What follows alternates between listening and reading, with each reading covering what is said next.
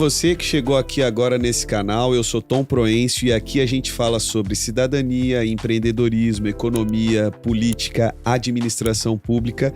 E hoje eu recebo aqui nessa mesa para conversar comigo o amigo Paulo Vinícius, da cidade de Cosmópolis, nossa liderança lá. Conheci o Paulo por meio das nossas andanças aqui na região metropolitana de Campinas, Circuito das Águas Paulista, e logo encontramos aqui o mesmo propósito, né? Que é tentar melhorar a vida das pessoas, que é tentar melhorar o mundo onde a gente vive. Paulo, seja muito bem-vindo. Eu agradeço a oportunidade, Tom, agradeço esse espaço onde nós podemos falar abertamente com os amigos, diretamente ao coração de cada um daqueles que estão nos ouvindo. Paulo, você é um cara que tem uma história aí muito bacana de entrega pela sociedade, né? Eu queria que você contasse um pouquinho aqui da tua história para as pessoas que assistem, assim a gente vai alinhando os nossos propósitos de vida, a gente vai alinhando a nossa jornada, a nossa trajetória. Conta um pouquinho aqui quem é o Paulo, você nasceu aqui em Campinas, pelo que eu sei, né? Exato. Conta um pouquinho aí de como é que foi sua juventude, até chegar aí no nosso líder lá na cidade de Cosmópolis, né? Ter esse trabalho bacana aí que você tem lá na cidade de Cosmópolis. O Paulo Vinícius nasceu na cidade de Campinas no ano de 84.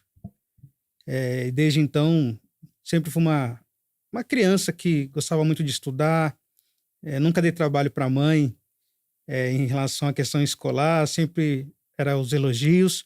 Na escola Raul Pila, no bairro do Jardim Flamboyante. Uhum.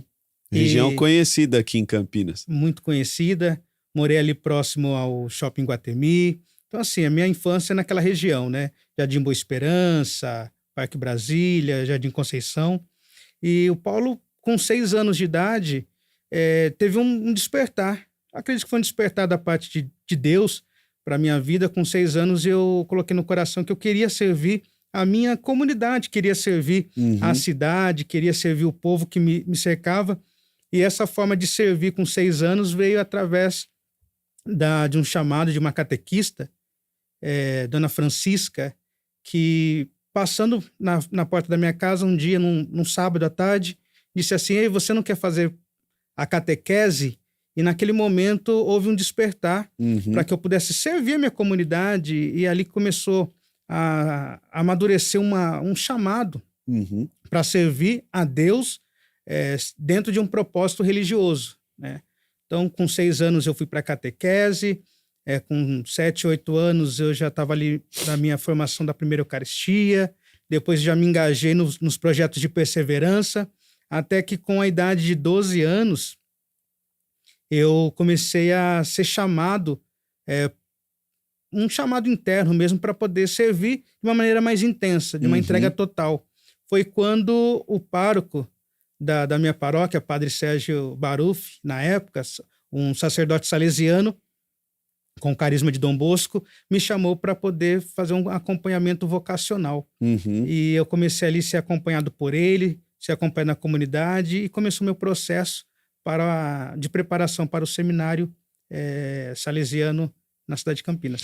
Paulo, como é que você vê a importância, né, da igreja no desenvolvimento da sociedade? Se tratando aqui, porque eu conheço um pouquinho aquela região ali que você cresceu, né? É a mesma região que meu pai e meus tios cresceram também. E do que eu escuto do meu pai é que era uma região até um pouco perigosa em algum momento aqui na cidade de Campinas. Mas como a igreja foi importante para balizar a sua trajetória enquanto ser humano, enquanto pessoa, como você enxerga isso na tua vida e na sociedade hoje? Que Olha, tudo começou ali por uma senhora que te chamou na rua e falou: vem cá, aprender um pouco mais sobre os princípios e valores aqui que a gente acredita e tal. A importância da igreja, eu vejo hoje a igreja como a maior instituição na face da terra, e a partir dela, ela é uma formadora de grandes homens. Então a igreja ela tem esse chamado divino para poder mudar a sociedade. Então eu gosto de estudar muito sobre a questão dos avivamentos que houve na história da igreja. Esses avivamentos, quando eles se manifestam de forma autêntica, ela muda a realidade daquela comunidade, muda a realidade de um país. Assim foi no país de Gales, com o avivamento. Tivemos também grandes transformações nos últimos avivamentos, como de Toronto em 92. Então eu acredito que o avivamento, quando há um despertar dos cristãos dentro de uma determinada sociedade e através da igreja, nós conseguimos mudar a sociedade. Então a igreja ela passa a ser esse canal, esse instrumento para capacitar a humanidade para um propósito primeiro, que é servir. Então, quando a igreja cumpre o seu papel de servir a humanidade, de servir a sociedade, e os cristãos de verdade, os cristãos autênticos, entendem esse chamado ao exemplo de Jesus Cristo, ele se coloca à disposição da cidade, se coloca à disposição do seu bairro para poder mudar e transformar. Então, a igreja é esse grande ajuntamento, não de homens perfeitos, mas são homens que buscam a perfeição. E por buscar a perfeição primeiro em si mesmo, buscam a perfeição também da sociedade. Então, esse caminhar muda, transforma a nossa realidade. E a gente está falando disso aqui, né? Você acabou não se tornando padre, né? Acabou se casando, tem filhos, né? E acabou dedicando a sua vida como missionário durante um tempo, né? Conheceu o Brasil e o mundo de uma forma que talvez nenhum político conheça, né? Porque é a vida no dia a dia ali das pessoas, né? Como é que você vê essa questão na sociedade hoje? Como é que o que você tem de experiência para poder compartilhar com a gente nesse sentido do que é a realidade do nosso país de fato, pelo olhar de um missionário? No ano de 2004, eu estava numa experiência religiosa, fui chamado por um pastor batista para participar de um encontro com Deus, de um retiro. E eu sempre fui uma pessoa do diálogo. Mesmo católico, tive muitos amigos adventistas, tive amigos metodista, presbiteriano, e sempre participava, assim, sempre que possível, porque eu acredito que o diálogo é a fonte de transformação da nossa sociedade. E nesses chamados, nesses convites, eu fui então até um retiro, e ali eu tive uma experiência com Deus. Eu entendi que eu poderia servir a Deus, poderia servir ao Senhor de uma maneira um pouco mais intensa até, né? Através da família, dentro de um chamado. E naquele dia eu aceitei a Jesus, né? Como nós dizemos no meio evangélico. Entendi meu propósito como missionário para ir para as nações da terra. Dentro dessa preparação, 6 meses depois, como convertido a uma igreja batista, eu fui ser missionário na cidade de Santa Fé do Sul. Um abraço para os meus amigos de Santa Fé do Sul, Rubinéia. E ali fui muito bem recebido. Havia uma junta de pastores na cidade que me recebeu assim muito bem. Me ajudaram financeiramente, espiritualmente, a estabelecer o meu ministério. E depois de quase 2 anos naquela cidade, como missionário, e sempre buscando transformação da cidade, transformação das realidades que nós enfrentávamos ali. Depois eu voltei para Campinas para ser pastor de jovens na Igreja Batista. Ali também sempre desafiando os jovens a serem missionários, desafiando os jovens a mudar a sua realidade. E quando eu fui chamado por uma junta batista da cidade de Cosmópolis para poder ser missionário na cidade de São Julião e Pionono, no Piauí. Então, quando eu cheguei lá na cidade de Pionono, me envolvi com a questão política. Eu acreditava que, através da política, nós podíamos mudar a realidade a qual nós nos deparamos ali. Você acredita que os cristãos têm que participar mais da política mesmo? eu não só acredito como incentivo. Uhum, Eu acredito que ser cristão 100% é você ter o envolvimento na sociedade. uhum, Eu acredito muito na passagem, numa orientação que o próprio Jesus nos disse, que foi: dai a Deus o que é de Deus uhum, e dê a César o que é de César. Então nós temos que entregar algo espiritual para Deus, mas nós também temos que entregar algo que é material, que é dessa nossa sociedade, a César. Então, se nós não estivermos entregando a Deus o que é de Deus e dar a César o que é de César, eu acredito que nós não somos cristãos completos. Jesus, quando chegou num determinado dia, perguntaram para Jesus: olha, você paga imposto? Seus discípulos estão pagando imposto? Nós sabemos que o nosso reino não é deste mundo. uhum. Mas Jesus chamou Pedro e disse assim: olha, Pedro, vai lá, pesca, pega uma moeda e paga o imposto por mim e por ti. É um ato político. Pagar o imposto é um ato político. Nós Uhum. podemos até ser contra a questão do imposto, esse Os abuso. abusos que estão acontecendo, Exato.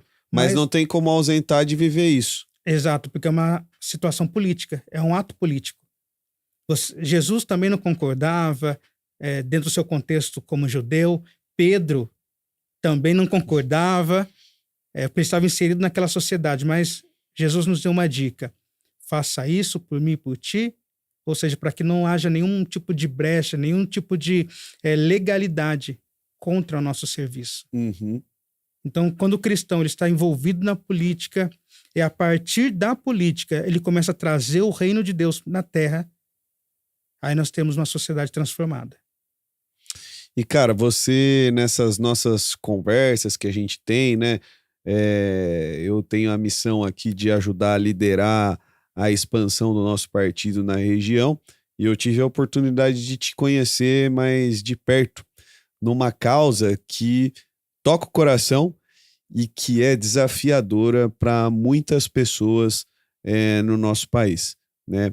Você tem um filho neurodivergente, né? Um filho autista, e teve que rearranjar toda a tua vida para poder cuidar dele. E nisso, cara, e aí que a gente fala da questão de propósito e como Deus constrói as coisas, você acabou se transformando numa pessoa que também passou a ajudar outras famílias na cidade de Cosmópolis. Mas o que eu queria trazer à tona aqui na nossa conversa é: quais são os maiores desafios para um pai de uma criança autista hoje, nesse momento? E por que falta tanta política pública real no dia a dia nisso ainda? Porque o sofrimento do povo é o que mantém a estrutura maligna de dominação. Quanto maior o sofrimento, mais a pessoa, as famílias dependem desses Daquilo, tiranos que e estão no mais o poder. tirano vai passar por ali para sempre lembrar ele: ó, Sempre lembrar. você só tem essa migalhinha porque eu tô te dando aqui. Exatamente. Então, lá no Piauí, como missionário, eu entendi isso. Meu filho nasceu no Piauí, Uhum, nasceu num parto prematuro, sem condições. A cidade não tinha condições da minha esposa ter um parto tranquilo. Nós tivemos que ir para uma cidade a 120 quilômetros da onde nós morávamos, também sem estrutura, numa cidade dominada pelo governo das trevas, pelo aquele da cor vermelha? aquele partido da estrela da cor vermelha. E lá nós entendemos que o nosso propósito não era somente no interior, no sertão do Piauí, Uhum, que esse mal estava impregnado no Brasil todo.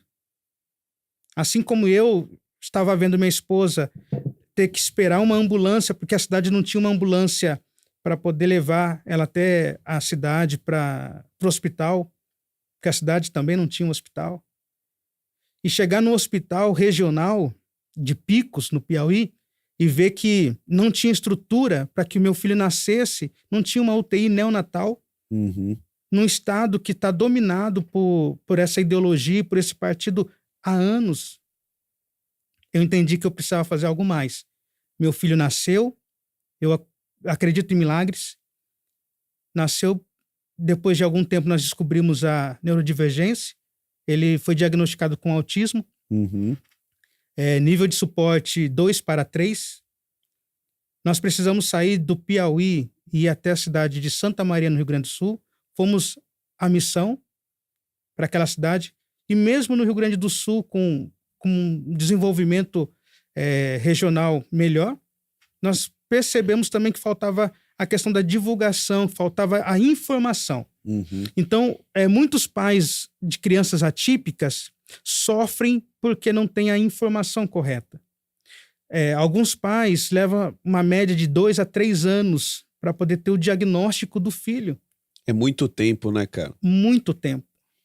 E para cada ano perdido, a criança ela pode evoluir, ela pode ter menos dificuldade. Uhum. Então, se você consegue descobrir e entrar com uma intervenção quanto antes, essas perdas elas são minimizadas. Então, muitas famílias hoje que estão na fila do SUS aguardando um atendimento, que estão aguardando o seu diagnóstico fechado para iniciar o tratamento, muitas crianças não vão conseguir falar porque ficou 2 anos na fila do SUS. Isso é um absurdo, né? Muitas crianças não vão conseguir andar porque estão aguardando 2 a 3 anos o diagnóstico para iniciar o tratamento. E foi nessa falta de informação que eu entrei num curso de especialização em autismo. Minha esposa já era pedagoga, se especializou também na área do autismo para que nós pudéssemos dar o suporte para o nosso filho. E a partir dessa realidade, nós começamos a ajudar outras crianças, outras famílias. Hoje, quando uma família chega até nós dizendo, olha, eu estou há 2 anos aguardando um diagnóstico, nós conseguimos hoje orientar para que esse diagnóstico saia mais rápido, indicamos os profissionais adequados. Uhum. Então, com isso, conseguimos encurtar o período de espera para o diagnóstico e já entramos com a intervenção para que a criança tenha um desenvolvimento melhor. Então, assim, diante do cenário que a gente vê hoje, o maior problema é essa centralização, talvez, das coisas que tornam elas cada vez mais burocráticas, o que dificulta o acesso das famílias aos serviços necessários para poder fechar o diagnóstico. Isso é o que você vê no dia a dia, no teu ponto de vista. Exatamente. E eu até faço um desafio por onde eu passo. Quando uma família atípica, ela recebe o laudo, Uhum. no laudo vem descrito o tempo de tratamento ou de intervenção que aquela criança precisa. Certo. A média é de 30 a 40 horas de intervenção. Então, qualquer pai, mãe, atípico, pegue o laudo do seu filho. Veja o quanto de intervenção ele precisa. Confronta esse tempo de intervenção com o que é oferecido nas redes municipais. Uhum. Uma criança com 40 horas de intervenção é o que ela precisa. Se ela tiver 2 horas no mês oferecido pelo serviço público, é muito. Nossa, que absurdo, né, cara? Que absurdo. E saber que, assim, que a gente paga altíssimos impostos e aí a gente vê coisas terríveis acontecendo no nosso país, né? A gente vê escândalos gravíssimos na política do nosso país e a gente não vê os recursos chegarem nos municípios. Todo ano é a mesma coisa, todo ano eleitoral são as mesmas promessas, são os mesmos discursos, mas infelizmente o que é necessário e básico não chega nas pessoas.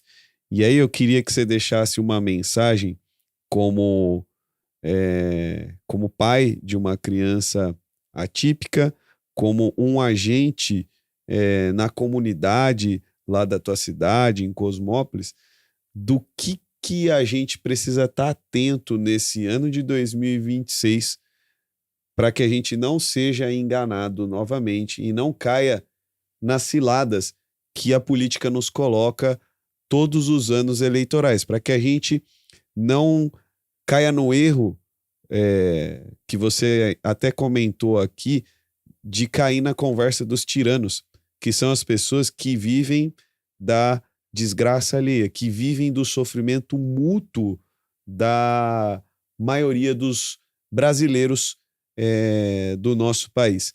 E trazendo isso aqui a nível de estado de São Paulo, porque você comentou das situações que viveu no Piauí, mas infelizmente ainda no estado de São Paulo, o estado mais rico da federação, nós temos problemas como o que você falou, né? De crianças que teriam que receber uma quantidade muito maior de horas de atendimento e recebem, com muito custo, às vezes 2 horas de atendimento. Né?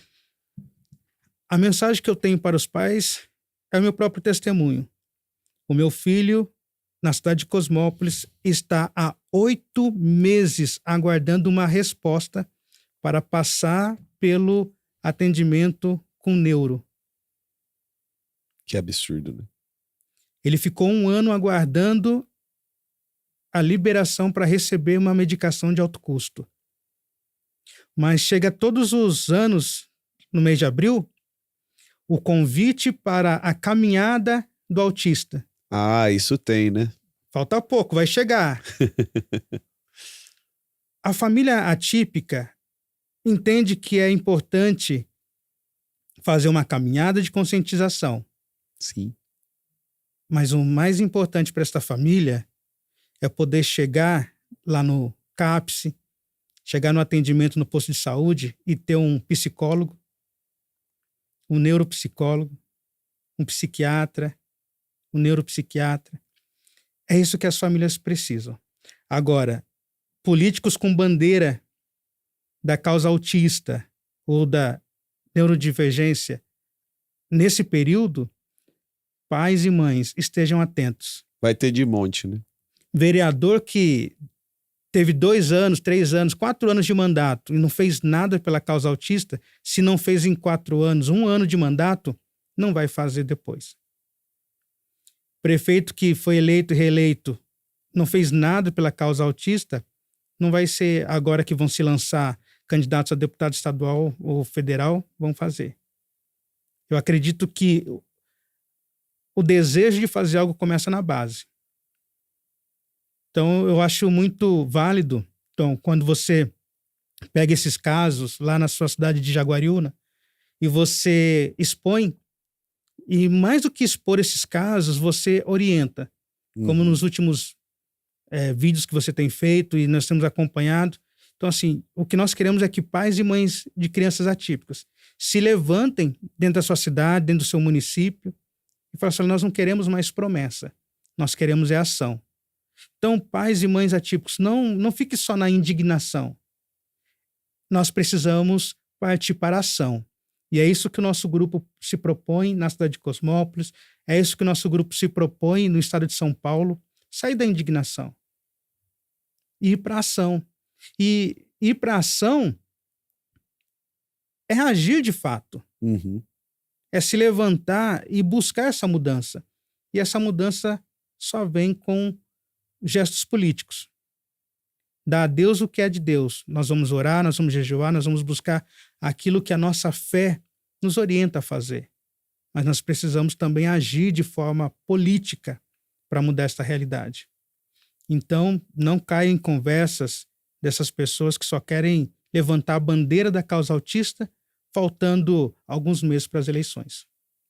Paulo, muito obrigado pela sua presença aqui.